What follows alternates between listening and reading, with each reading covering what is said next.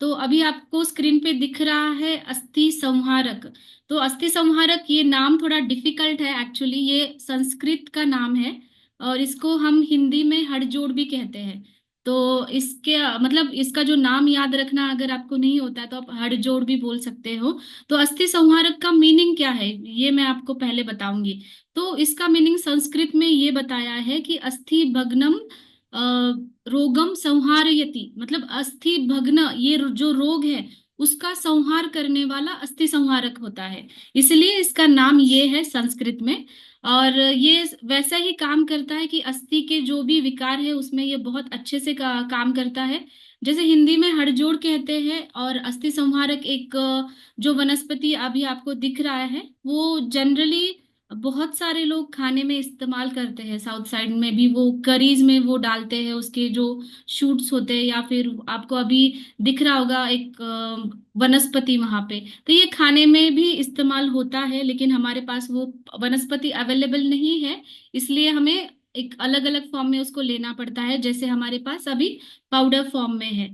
जैसे इसको हड़जोड़ कहा गया है, नाम में ही आता है, ये बोन जॉइनर है, बोन्स की हीलिंग करने वाला है। और ये आयुर्वेद में बहुत से सालों से ये यूज करते आ रहे हैं। जैसे कि सुश्रुत संहिता में भी अस्थि भग्न का वर्णन आया, मतलब फ्रैक्चर्स फ्रैक्चर्स की चिकित्सा में इसका वर्णन आया है। बहुत सारे आयुर्वेदा संहिताओं में, भाव भाव प्रकाश में भी इसका बहुत अच्छा वर्णन आया है।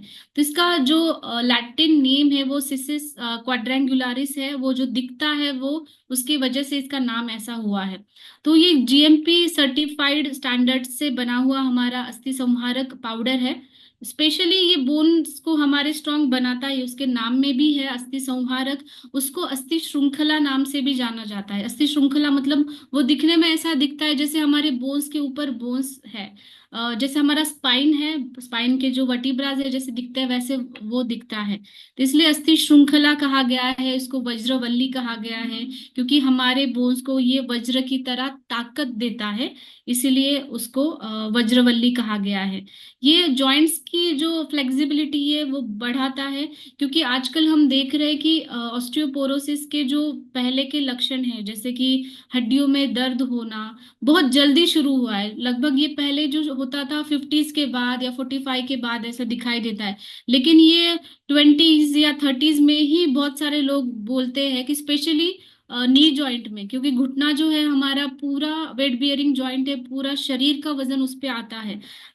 तो इसीलिए पहले जो डिजनरेशन शुरू होता है घुटने से शुरू होता है, दर्द वहीं पे शुरू होता है। फिर बहुत जो फ्लेक्सिबल रहता है हमारा जॉइंट वो है लोअर बैक जो होता है। तो लोअर बैक में भी जो अभी आपको दिखाई देता है कि बहुत सारे लोगों में कभी कभी गैप हो जाता है लोअर स्पाइन में, या फिर सर्वाइकल स्पाइन का भी तकलीफ होती है बहुत सारे लोगों में।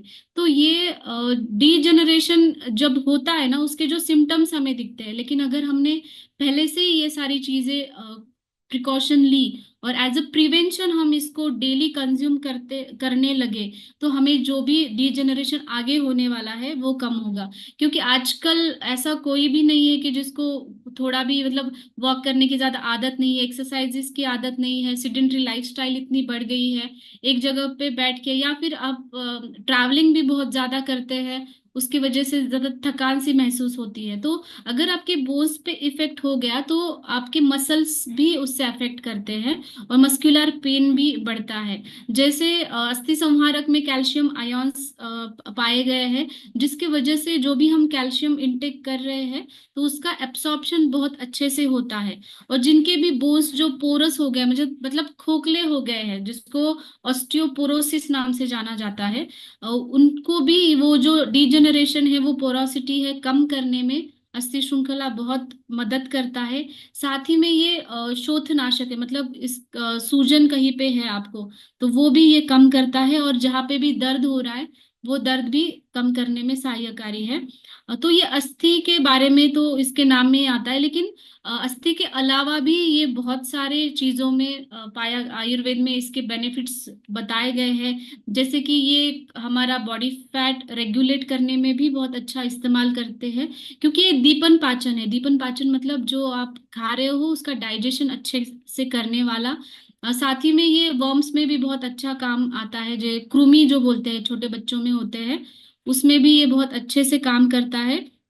स्पेशली वात और कफ के जो डिसऑर्डर्स है उसमें ये अस्थि संहारक चूर्ण है जो है, वो बहुत अच्छे से काम करता है। तो ये जब बच्चों की भी ग्रोथ एज होती है, कभी कभी ग्रोथ एज में बच्चों को खाना अच्छे से न्यूट्रिशन नहीं मिल पाता, तो उनकी ग्रोथ की जो एज है वो भी चली जाती है, या फिर टीनेजर्स में मेनली उस टाइम पे भी बहुत जरूरी होती है ये चीजें, तो आपको उनको कंज्यूम करने के लिए देना चाहिए।